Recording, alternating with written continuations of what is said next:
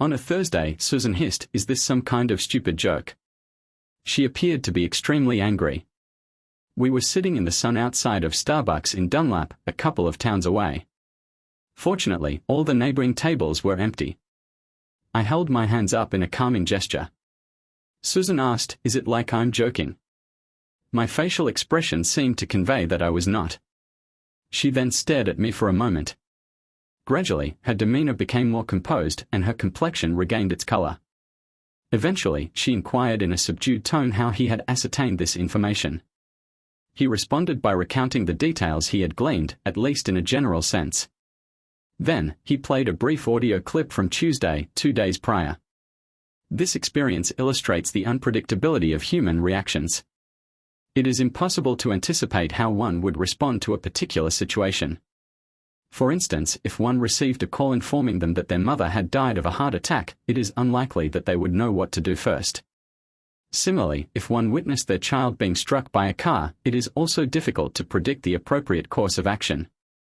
To consider this, one might ask whether one would scream, or even resort to violence, or freeze in place. It is difficult to say with certainty, as I was not in a state of shock. In fact, I had only just discovered them. I had pulled into Apple Tree Court, intending to make a brief stop to retrieve a folder I had left in my home office. It was already past noon, and I was contemplating stopping at an Indian restaurant on Cheviot Road on my way to work. I left my vehicle on the street, foregoing the opportunity to enter the garage as I approached the front entrance. I was abruptly struck by an inexplicable sensation, akin to a mystical shiver.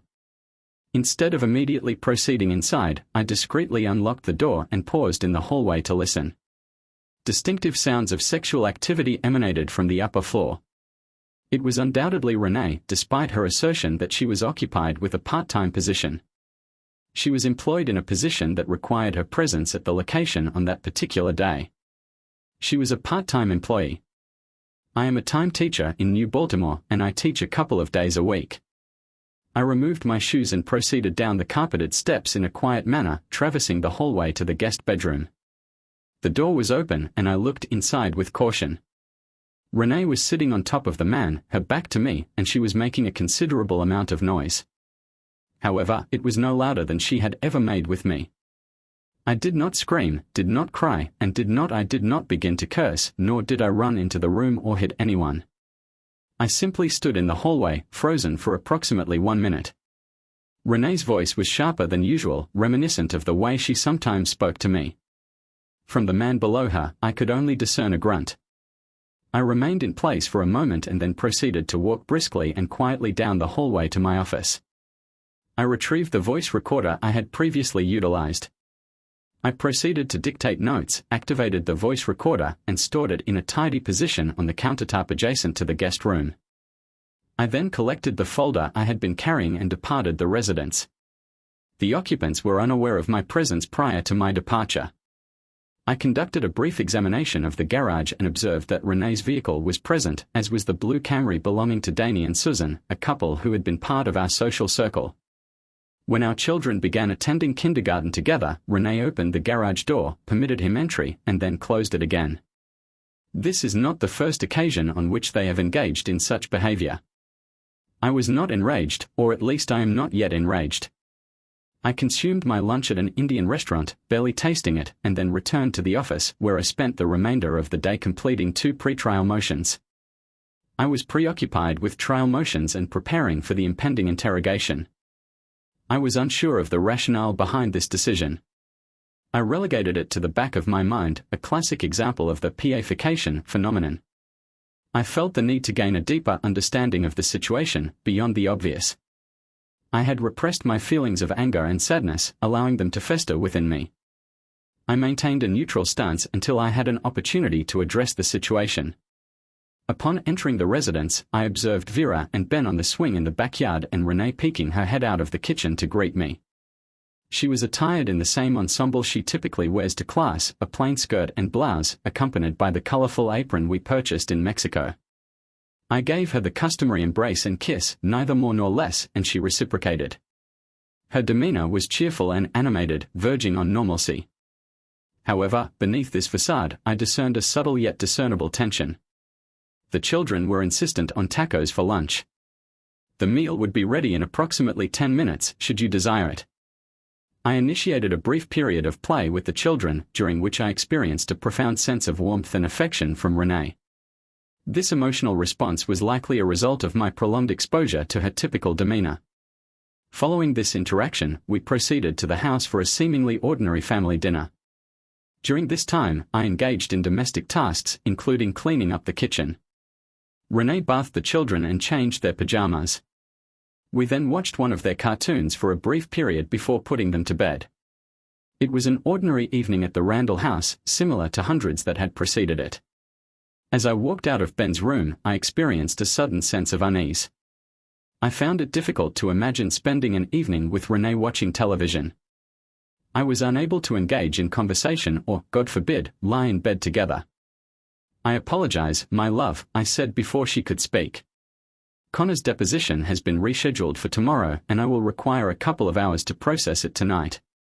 "That is not an issue, Nick," she said and gave me a brief kiss on the cheek.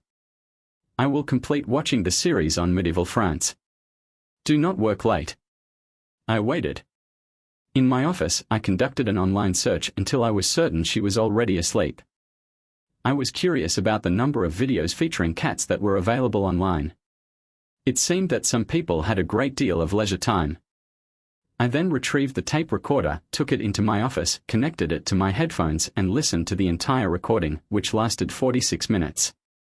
The recording was actually 3 hours long, but after the 46-minute segment, there were no further audible events. Initially, there were grunts and moans, as well as sexual sounds that I had previously heard. Then, there were a few instances of breathing in a relaxed manner, and the conversation did not commence until a couple of minutes later. The voice of Renee was low and relaxed, reminiscent of the kind of voice one might hear after sexual intercourse. She was saying, "Oh my God, this is so good. Nick is so hot. Renee, the quality of the experience is continually improving. Nick is a fortunate individual." I heard the sound of a light slap. "I do not wish to discuss him further. I will reiterate, if necessary. I am sorry, my love." A few more minutes of silence would be beneficial. It would be advantageous to attempt to terminate the audio.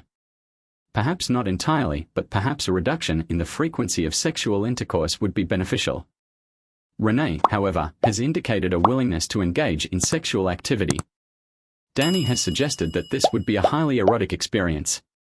It is possible that Nick is receiving less sexual attention from Renee than he desires and that I am receiving a commensurate increase in attention. I would be willing to engage in a similar arrangement with Susan. A reduction in the frequency of sexual intercourse to once a week would be a reasonable compromise. Also, we wouldn't terminate the relationship completely, which might arouse suspicion, but result in a reduction of sexual activity for them and an increase for us. He laughed. "It will be quite the turn-on, Danny," she said, her voice strained with emotion. "Listen, I love my husband, and I'm not going to deny him sexual intimacy just so I can engage in a futile power play with you. I'm not going to jeopardize our relationship just to satisfy your own needs." By deciding to engage in sexual intercourse with him, she appeared to be already out of bed and walking around the room, likely retrieving her clothing. I already feel culpable, cognizant of the extent to which he loves me and trusts me. She hissed loudly enough to startle me when I heard it in my office.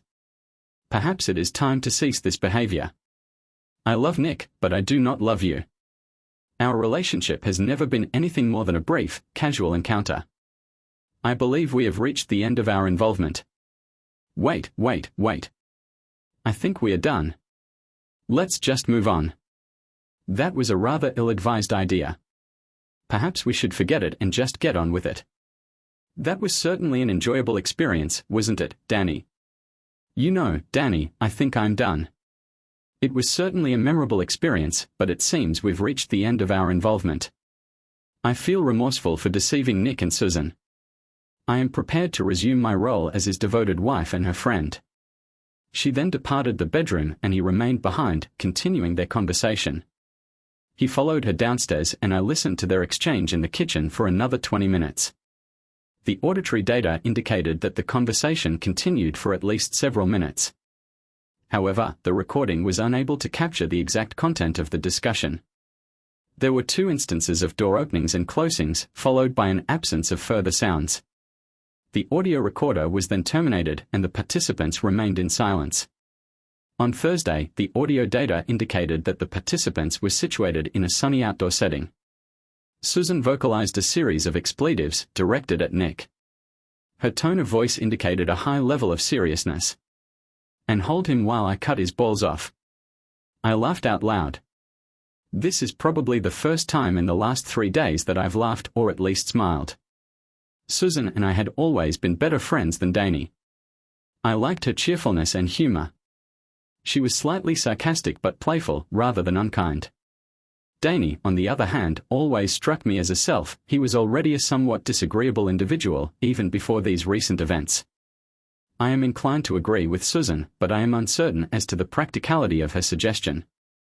It is difficult to comprehend why he should be permitted to continue living. She was weeping, yet laughing simultaneously. She was as grief-stricken as I had been since Tuesday, yet simultaneously exhibited aggressive and jovial behavior. I admired her fortitude. "What are we to do, Jesus, Nick? What is our course of action? Are you going to do? You had a couple days to figure this out." "I have some ideas," I said, "but first I want to know, is it really over? There is a difference for me, but how big a difference I don't know." She nodded. "How are you going to do that? The eventuality that transpires will occur at our residence." Susan nodded once more. She operated her own modest enterprise, importing textiles from her residence so that her unfaithful spouses would be dissuaded from visiting. "Let us convene again in this same location in a week. I will feign ignorance. It will not be simple, but I am compelled to ascertain whether they truly did cancel. Following that, we can determine our subsequent course of action." "I agree," she replied in a measured tone. "I believe that this plan will be effective, although I am concerned that I may be unable to control my emotions and resort to physical violence when he arrives." She responded with a brief, bitter laugh and stated, "I am uncertain if I possess the same level of skill as you, Nick. Attempt to interact with him if you can. At the very least, we are aware of the situation, while they remain unaware." Nick and Susan's advantage. The following Thursday, Susan and I greeted each other with a hug and proceeded to sit down at the table with coffee. The table was set with coffee. Her face was drained, tense, and I assumed I looked about the same. "They are done," I said immediately. It wasn't necessary to keep her waiting to hear it. Oh yes, she'd called him at work on Friday and told him that was it, not to bother her anymore. She leaned back in her chair, digesting what she'd said, and he had a fight with her. I suppose I laughed. "Oh yes, it was the most," I agreed. The conversation was relatively brief, lasting approximately 3 minutes. However, there was one noteworthy aspect that stood out. I leaned forward, and she did confess to me. She did not wait to respond, but instead, she laughed. After a brief pause, she reflected on the matter. Danny did not share the same perspective. She did not utter a single word. "What, then, was her response to my inquiry?" It was 2 nights ago that she exhibited peculiar behavior. During the weekends, she was notably taciturn. However, she also displayed a degree of affection that was above and beyond the norm. For instance, she gave me a gentle tap on the shoulder as she walked past me and offered me a brief embrace and kiss when I was occupied with the task of unloading the dishwasher. On Tuesday night, I returned home to find her preparing chicken sorrento, a dish she typically makes on twice a year, due to her awareness of my affinity for the dish. It is my preferred meal. I bathed the children early and put them to bed, then informed her of our intention to retire to the bedroom. I was uncertain of my intentions, having not touched her in some time. In fact, I had not engaged in sexual intercourse with her since the previous Tuesday, when I discovered the news. Consequently, it has been a week, which is longer than usual for us. During this period, we have engaged in sexual intercourse. I am uncertain as to the precise sequence of events. It is possible that she was engaging in one act and I was performing another. Once we had concluded, she embraced me closely, kissed my neck repeatedly and repeatedly expressed her love for me. However, a few minutes later, she became visibly distressed and began to cry. She then informed me that we needed to discuss something. I paused for a moment and activated my voice recorder, placing it on the table.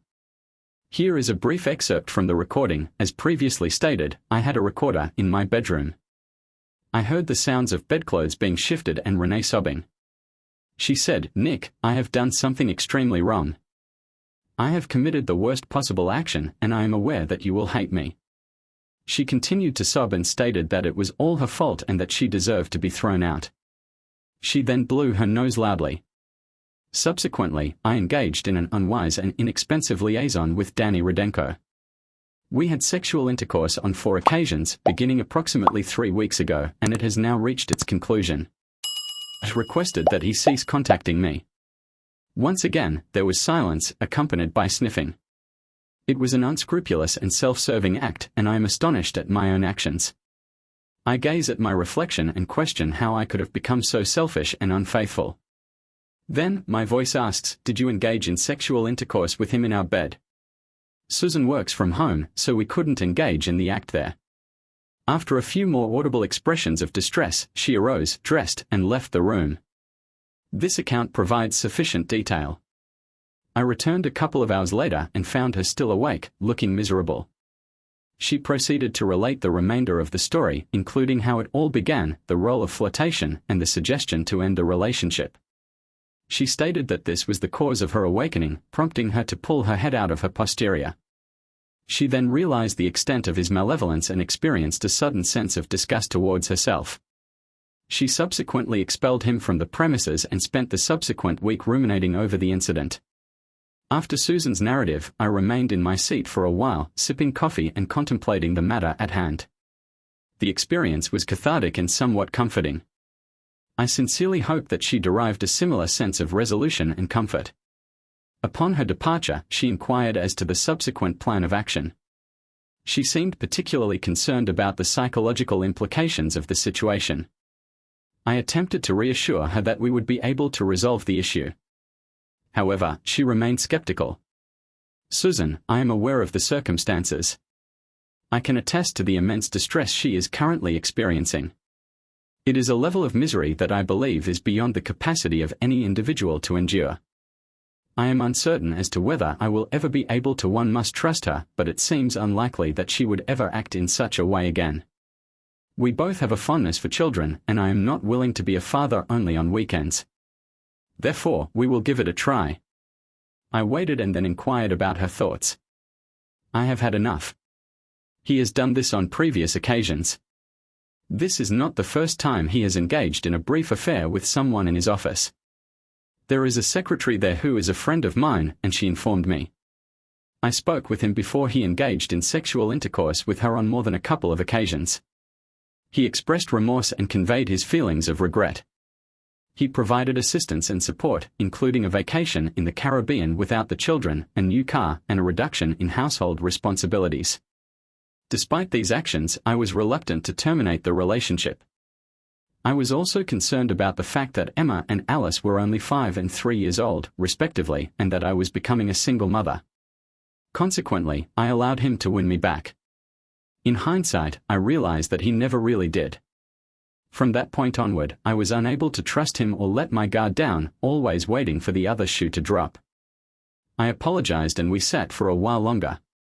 The sun was shining, and then I said, leaning forward, "If you're sure you're done with that, I have a couple of..."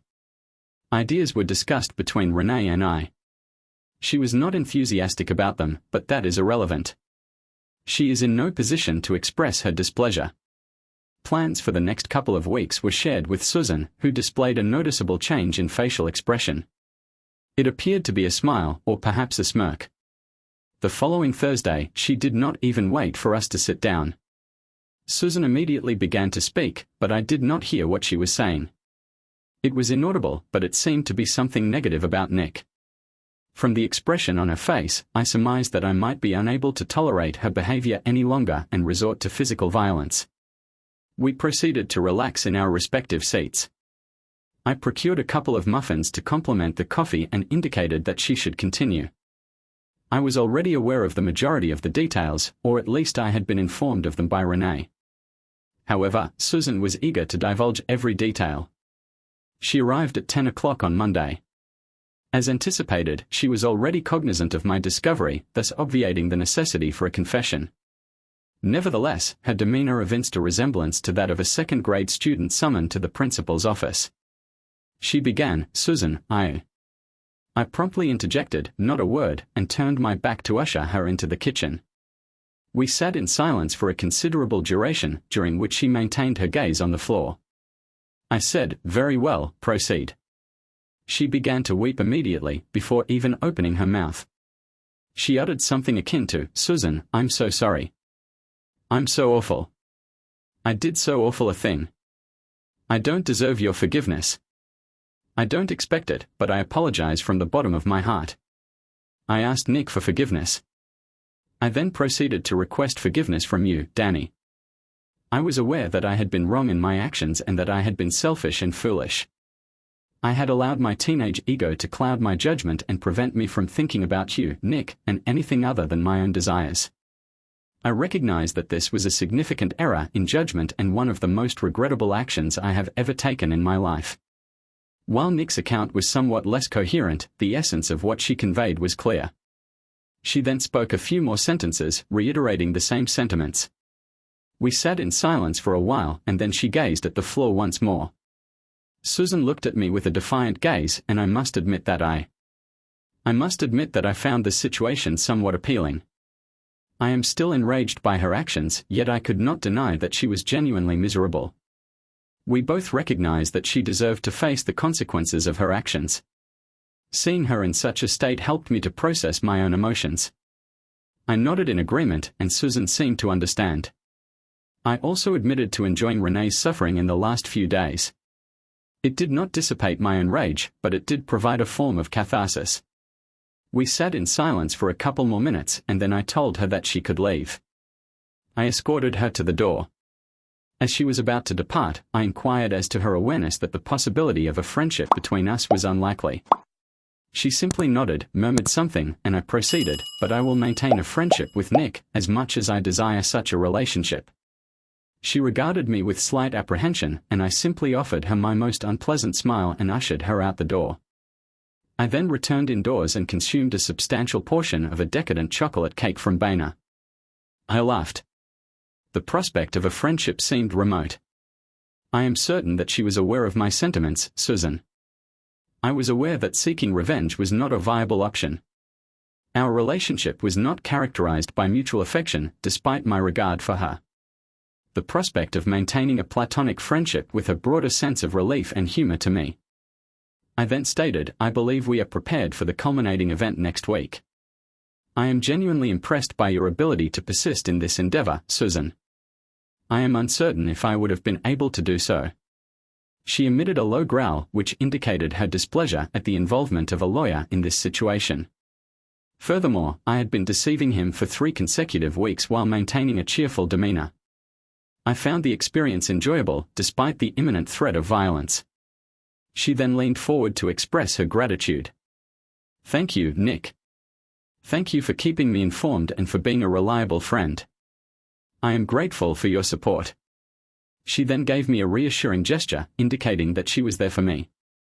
I replied that the most rewarding aspect of this experience was the opportunity to collaborate with her. I suggested that it was a positive outcome, despite the initial challenges. I offered her my best smile and she responded with laughter. We continued our discussion and she inquired about the initial session that Renee and I had with the counselor, which had proceeded in a manner that was largely in line with expectations. "I must admit that I am still somewhat incredulous that you are willing to give her another opportunity, Nick. I am contemplating doing so myself. I can assure you that there is a significant distinction between the 2 scenarios. Susan is aware that her position is precarious, but the confession altered the dynamic completely.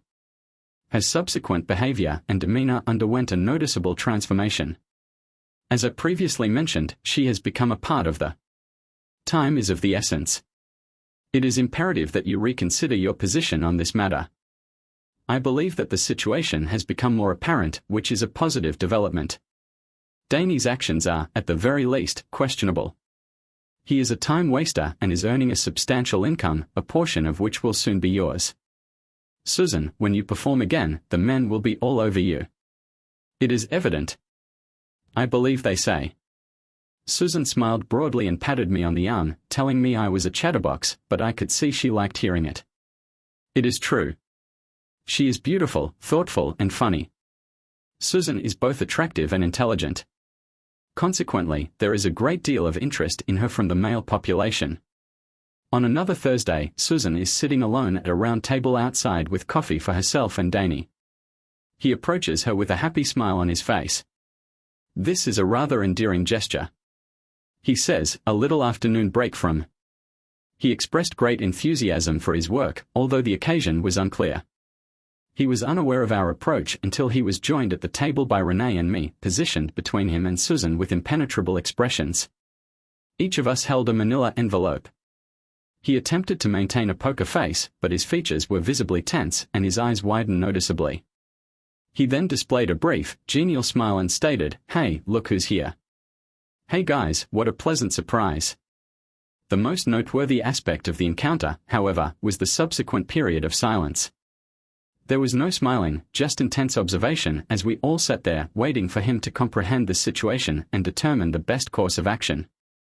He was acutely aware that maintaining the silence for too long would be unprofessional, so he inquired as to whether the group had also chosen to remain at home.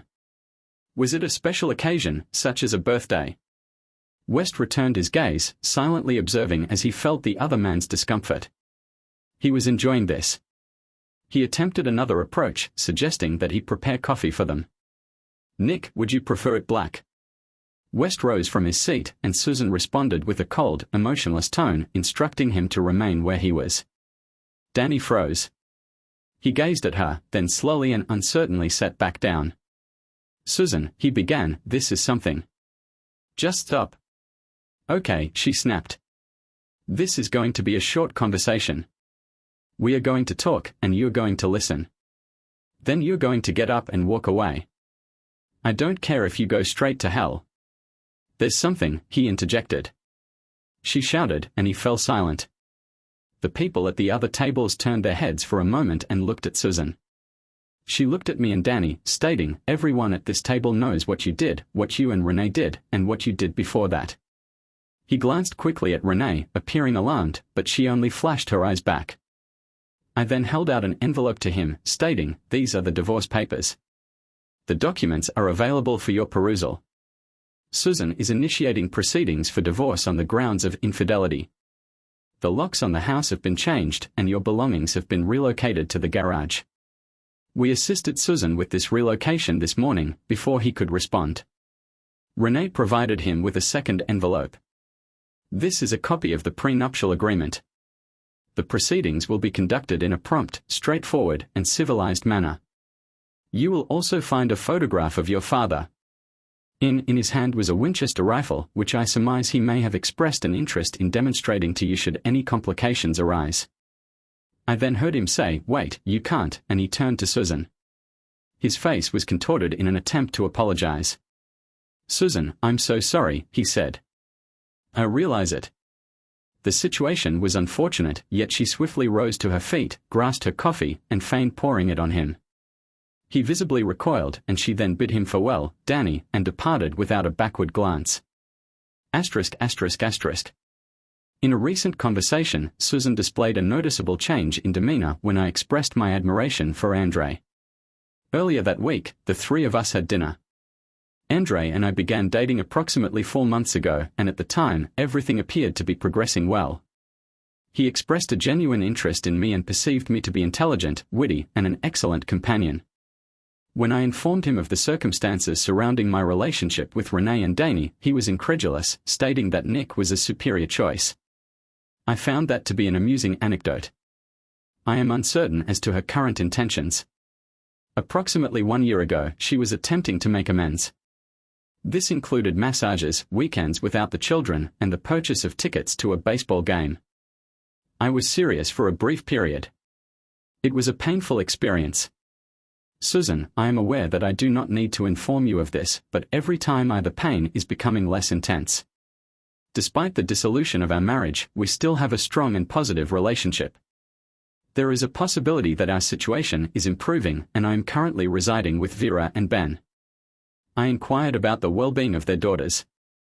They are doing well, which is somewhat surprising given the circumstances.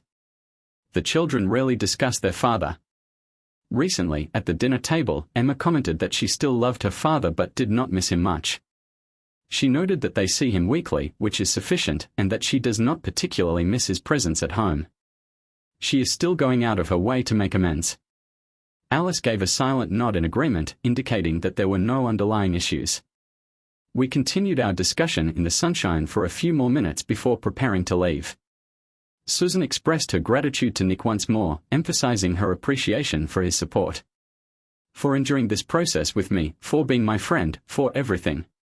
Susan, we both encountered significant challenges, yet we managed to overcome them and create a positive outcome.